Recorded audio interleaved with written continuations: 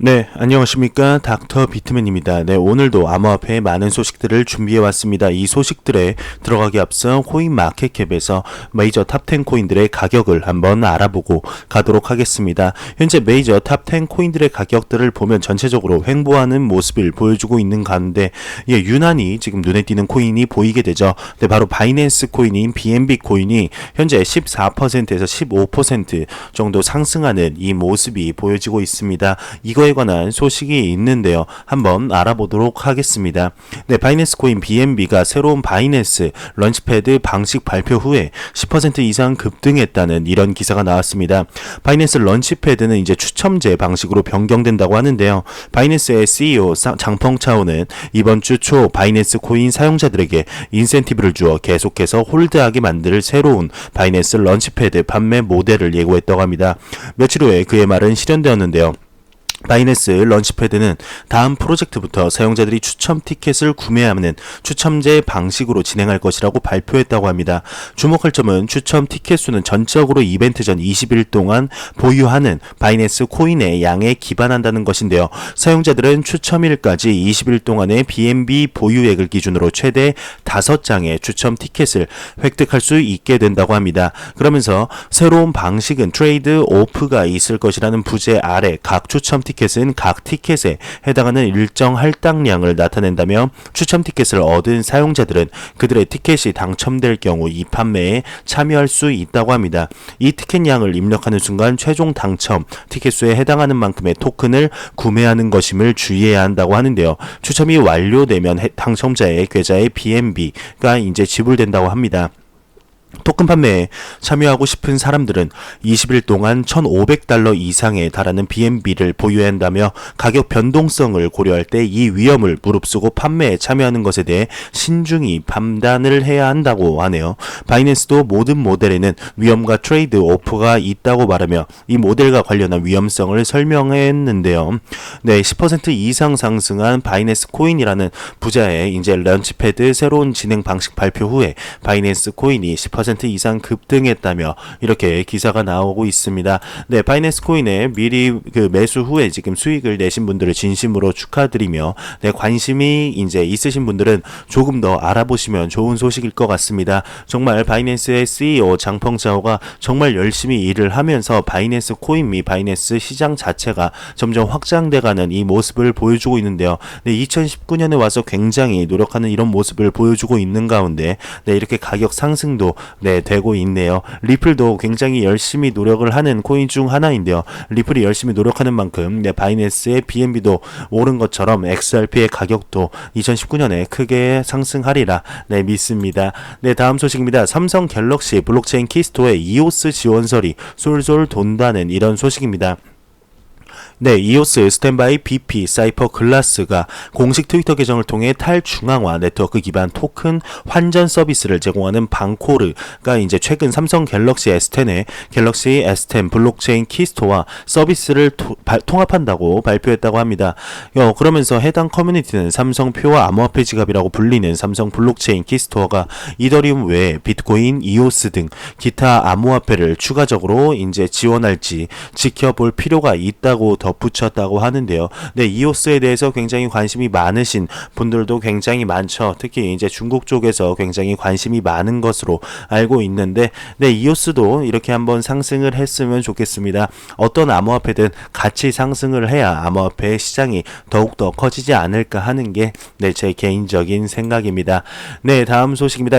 XRP의 시큐리티, 즉 이제 유가증권인가 SEC의 향후 답변이 XRP의 가격을 변화시킬 것이라는 이런 기사가 나왔습니다. 그럼 한번 알아보도록 하겠습니다.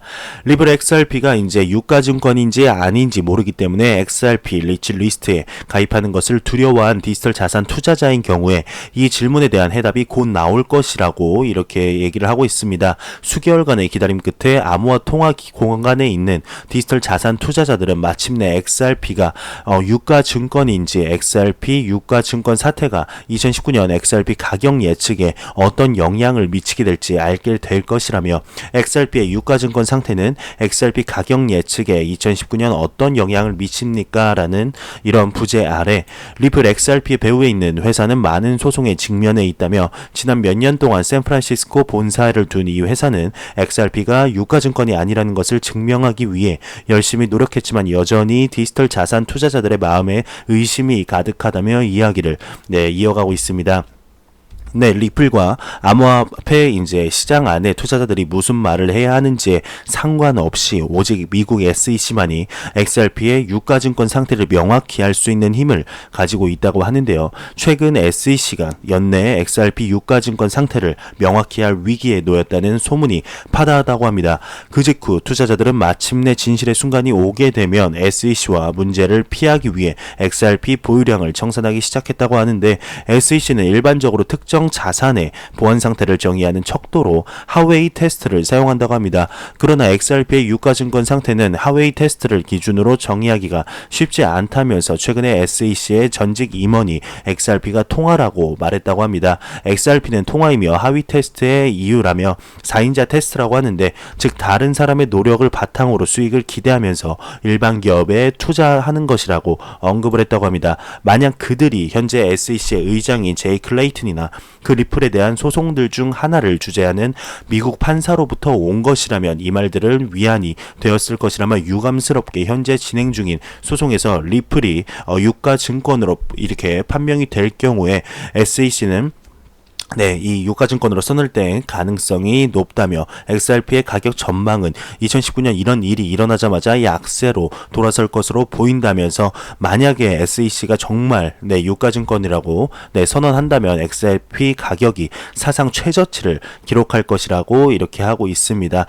그러면서 반대로 XRP가 유가증권이 아니라는 판결이 나면은 크나큰 이런 상승이 올 것이라면서 마지막으로 거의 1년 동안 리플 유가증권 소송에 대해 언급했음에도 불구하고 사건은 기본적으로 이번 주에 시작이 되었고 흥미로운 일이 일어나기까지는 1년 또는 그 이상이라는 긴 시간이 걸릴 것이라며 통합 불만 사항이 접수된 후에 리플은 완료 실질적인 응답을 제출해야 한다면서 이것이 비록 사실일지라도 고수정의 주장이 증권법에 위반되지 않는다고 한다면 이렇게 기각이 될 것으로 기대한다면서 이렇게 기사를 마무리하고 있습니다. 참 2019년, 2018년부터 암호화폐 커뮤니티 및 이런 많은 기사들에서 XRP가 유가증권이다 아니다 최근에 XRP의 거대 커뮤니티죠. XRP 알미에서 이렇게 리플사가 정전이 일어났을 때도 XRP는 자기의 할 일을 계속해서 했기 때문에 리플이 유가증권이 아니라는 확실한 증거이다 라고 또 말을 했었죠. 그러면서 최근 이제 법원 쪽에서도 XRP가 유가증권이 아니라는 쪽에 이렇게 기사가 나왔고 이더리움이 유가증권이 아니라는 이런 선례가 있기 때문에 개인적으로는 유가증권이 아니라는 쪽에 이렇게 힘이 실리고 있다고 믿고 있는데요. 이 기사는 좀 축약해보면 이 내용입니다. XRP가 유가증권이 판별이 된다면 유가증권이라고 이렇게 법원에서 땅땅땅 친다면 가격이 떨어질 것이고 아니라면 가격이 크게 상승할 것이다. 뭐 아니면 도다. 이런 굉장히 이런 소식인데 과연 2019년 XRP가 어떠한 길을 걷게 될지 한번 지켜보도록 합시다. 다음 소식입니다. 쉐이프시프트가 이제 KYC와 AML 거래 안정성 위에 내린 결정이라는 이런 기사가 나왔습니다. 암호화폐 전문 미디어죠. AMB 크립토에 따르게 되면 스위스 소재 암호화폐 거래소인 쉐이스시프트가 에릭 부어이스 CEO가 이제 최근 왓비트 코인딕과의 인터뷰에서 개인 프라이버시 보호 수요와 신원 확인 절차 필요성이 상충되는 게 사실이라며 지난해 실명 인증 시스템인 KYC 자금 세탁 방지법인 AML을 규정을 준수하도록 한 것은 거래 안정성을 위해 내린 어쩔 수 없는 결정이라고 설명했다고 합니다. 앞서 지난해 시프트는 엄격한 고객 신원 확인 및 반세탁 규정 준수 의무사항을 도입하여 프라이버시 침해 논란에 휩싸인 바 있다며 이렇게 기사를 마무리하고 있습니다. 네, 다음 소식입니다. 리플의 CTO인 데이비드 슈왈츠가 XRP 레저 합의 알고리즘이 비트코인보다 우수하다고 언급을 했다고 합니다. 암호화폐 전문 미디어 AMB 크립토에 따르게 되면 데이비드 슈왈츠는 리플의 CTO죠. 네, 이 리플의 CTO가 XRP 레저의 합의 알고리즘인 연합 비잔틴 합의 모델은 비트코인의 작업 증명 방식 POW보다 우수하다며 전자의 경우 서로 다른 암호화폐 시스템 간 교차 활용에 유리하다며 거래 비용, 속도, 확장성 등 측면에서 봐도 비트코인보다 장점이 많다고 강조했다고 하는데요. 미디어에 따르게 되면 비트코인 건당 처리 시간은 최장 몇 시간이 걸린 반면 XRP 레저는 단 4초 만에 한 건을 이제 처리할 수 있다며 이렇게 리플에 대한 칭찬을 했다고 합니다. 네, 그러면서 리플의 CTO 데이비드 슈왈츠에 대한 이런 연장된 기사인데요. XRP 레저와 POW에 대한 이런 차이점을 또 설명을 했다고 합니다. XRP 레저 합의사항과 POW 프로토콜 간의 주요 차이점에 대해 이제 설명을 했다고 하는데요. 네, 앞서 나온 기사와 같이 연장 비잔틴 협정 모델 이런 얘기가 나오면서 리플의 CTO는 특정 블럭을 채굴하는 광부들은 이제 채굴사들을 얘기하는 거 있죠. 그 블록의 모든 거래를 선택하게 된다며 그들은 일종의 독재자이며 완전히 자기 이익에 부합하며 당신을 도우려하는 것이 아니라 스스로를 도우려고 이제 노력하고 있다고 설명했다고 합니다. 그들은 계속해서 XRP 레저에 대해서 거래는 편파적이지 않은 방식으로 검증자들에 의해 선택되었다고 말했다고 하는데 AMB 크립토는 만약 거래가 편파적이라고 판단된다면 사용자들이 그들을 검증자로 간주하고 멈추고 결국 다른 검증자로 옮겨갈 것이라고 말을 하면서 그래서 우리는 처음부터 다중통화 원장으로 이렇게 원장을 만들었으며 저는 그것이 아마도 XRP의 합의 메커니즘과 비트코인의 업무 증명 사이의 중요한 차이점이라고 그는 말을 하면서 뭐 비트코인보다 XRP 레저가 우수하다 4초 내에 XRP 레저는 이렇게 처리를 하면서 비트코인은 하나에 몇 분에서 몇 시간 이렇게 걸린다. 이렇게 네 기사를 마무리하고 있습니다. 정말 리플의 CTO가 데이비드 슈왈츠가 요즘은 브래드 갈링 하우스보다 더욱더 인터뷰를 많이 하면서 리플 XRP를 알리는데 정말 중요한 역할을 하는 인물 중 하나가 아닌가 싶은데요. 네, 정말 리플사가 이렇게 열심히 일을 하는 만큼 XRP의 가격도 그에 따라 뒤따라서 상승을 하는 그런 모습을 하루빨리 봤으면 좋겠습니다.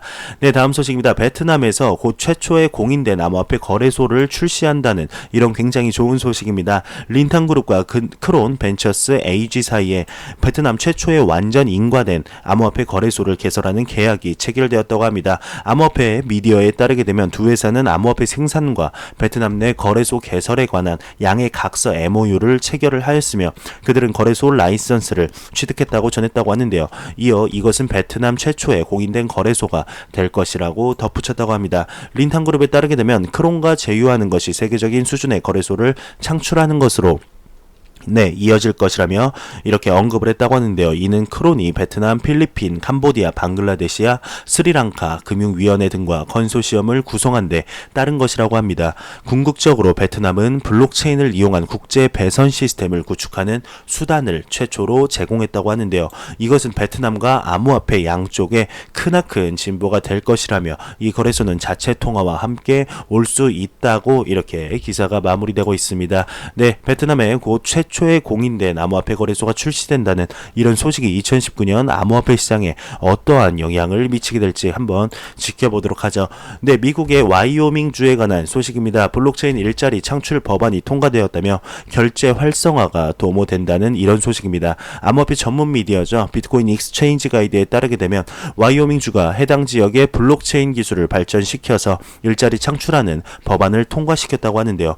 이와 관련해 디지털 무역자산협회의 스티브 루피에는 현재 와이오밍주 경제의 가장 중요한 두 가지 원동력은 관광업과 광산 채굴이라며 다만 주변 주에서 와이오밍 출신 근로자들을 끌어들이는 바람에 경제가 살아나지 못하고 있다면서 이 법을 통한 블록체인 일자리 마련으로 경제를 활성화시키고 싶다고 덧붙였다고 합니다. 해당 주는 최근까지 13개 블록체인 관련 법의 제정을 추진하면서 미국에서 가장 포괄적인 블록체인 관련 법률 프레임을 마련한 바가 있죠. 네, 와이오밍주 같은 경우는 와이오밍주 내에서는 법정화폐로 이제 암호화폐를 이렇게 법정화폐로 인정을 하였습니다. 와이오밍주 내에 중에서는 암호화폐를 법정화폐처럼 사용을 할 수가 있는데, 네, 이와 이제 더불어서 블록체인으로 일자리를 창출하겠다는 그런 의지를 보여주면서 정말 블록체인 허브, 암호화폐 허브로 만들 이런 생각이 아닌가 하는 합리적인 생각이 들게 되는데요. 와이오밍주 굉장히 열심히 이렇게 하는 만큼 전 세계적으로 보게 되면 이 주뿐만 아니라 많은 국가들에서 블록체인과 암호화폐를 들이려는 이런 노력을 하고 있습니다. 참 이렇게 얘기를 이어가면 항상 나오는 게 중국과 대한민국인데요. 중국은 그렇다 치고 대한민국이 왜 중국을 따라가려고 하는지 참 아쉽습니다. 우리나라도 굉장히 왜 이런 전 세계적으로 암호화폐를 들이려는 이런 노력을 하고 있는지 조금이라도 생각을 하고 공부를 조금 더 하면서 암호화폐를 좀 더 받아들이려는 이런 노력을 하였으면 좋겠습니다. 나중에 돼서 땅치고 후회하지 말고 지금이라도 노력을 하는 모습을 보여주었으면 좋겠네요. 다음 소식입니다. 아마존 소유의 스트리밍 서비스 트위치가 이제 가입 시 결제 옵션으로 비트코인과 비트코인 캐시를 확실하게 없앴다며 레딧의 이용자가 3월 23일에 변경사항을 보고했다고 합니다. 사용자는 이제 트위치가 비트코인과 비트코인 캐시에서 비트페이를 결제 프로세스로 사용하는 옵션을 제공했지만 그 이후 모든 국가에 대한 결제 방법으로 지난 2주 동안 이를 제거했다고 지적을 하면서 분노한 듯 보이는 한 사용자는 트위치 구독 신청을 모두 취소하고 회사에 이제 지원 티켓을 보냈다고 말을 했다고 합니다. 그러면서 또 다른 레딧 사용자는 트위치 사용자가 팁을 받기 위해 널리 이제 사용하는 인기 스트리밍 소프트웨어인 스트리마블이 이제 암호화폐에 대한 지원을 또 없앴다고 이렇게 주장했다고 하는데요. 최근 출시된 새로운 버전의 소프트웨어는 더 이상 암호화폐 기부에 대한 지원이 포함되지 않았다면서 이렇게 굉장히 분노에 쌓인 글을 올렸다고 하면서 코인텔레그래프의 언론 시간별 이동에 대한 논평 요청에 트위치는 또 이렇게 응답하지 않았다고 기사를 마무리하고 있습니다. 그러면서 추가적으로 2018년 6월 주요 여행 예약 사이트인 expedia.com에서도 호텔이나 항공편의 결제 방법으로 비트코인을 받는 것을 중단했다고 코인텔레그래프 측에 이제 확인을 했다며 2016년 8월에는 이제 코인텔레그래프가 보도한 대로 트위치가 앞서 코인베이스를 결제 처리용 게이트웨이로 삼아 비트코인 결제 옵션으로 제시를 했는데 이렇게 또 다시 이제 그만둔다는 없앴다는 이런 소식이 참 아쉬운 소식이 나왔습니다. 계속해서 이제 암호화폐를 받아들이는 기업도 있는 반면에 이렇게 막는 기업들도 계속해서 나오고 있는데 과연 2019년 이렇게 다사다난한 한 해를 지금 4분의 1분기를 보내고 있는데요. 2분기, 3분기, 4분기에는 좋은 소식들만 가득한 이런 분기가 되었으면 좋겠습니다.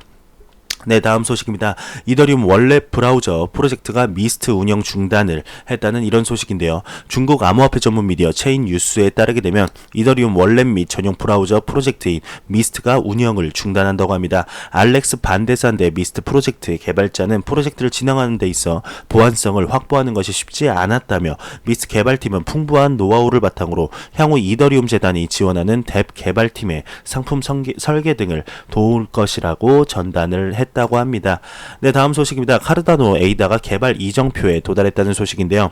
엔지니어들은 쉘리 작업이 완료됨에 따라서 베리온 단계를 이제 마무리 지었다고 합니다. 카르다노 1.5의 출시로 카르다노는 베리온 시대에서 쉘리 시대로의 전환을 시작했음을 알렸다고 하는데 이제 쉘리의 현재 진행 중인 작업과 그 전환이 어떻게 이루어질 것인지에 대한 설명할 수 있는 좋은 기회를 갖도록 한다며 약 6개월 전 우리는 모든 개발에 대한 노력을 쉘리 코드 베이스로 이렇게 전환하는 작업을 거쳤고 그 이후로 작업은 빠르게 진행되었다며 쉘리 코드 베이스는 바이론 코드 베이스의 확장일 뿐만 아니라 완전한 새로운 기반이라고 합니다.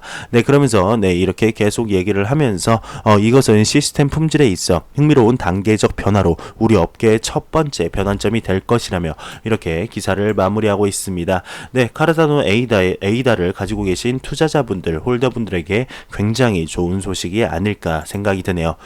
마지막 소식입니다. 크립토 공포 탐욕 지수가 44로 투자 심리가 악화됐다는 이런 안타까운 소식입니다. 암호화폐 데이터 제공 업체인 알터너티브의 자체 주상 공포 탐욕 지수가 전날보다 6포인트 내린 44를 기록했다고 하는데요. 이는 투자자들의 공포 심리가 전날보다 악화됐음을 의미하면서 정날 중립 단계보다 한 단계 내린 공포 단계를 기록했다고 합니다. 혹시 모르는 분들이 있을까봐 다시 한번 말씀을 드리게 되면 이 지수가 0에 가까울수록 시장에 극단적인 공포를 나타내고 100에 가까울수록 극단적인 낙관을 의미하게 되는데 현재 44 정도면 조금 암호화폐 시장에 투자하기는 조금 생각이 든다. 많은 생각이 든다.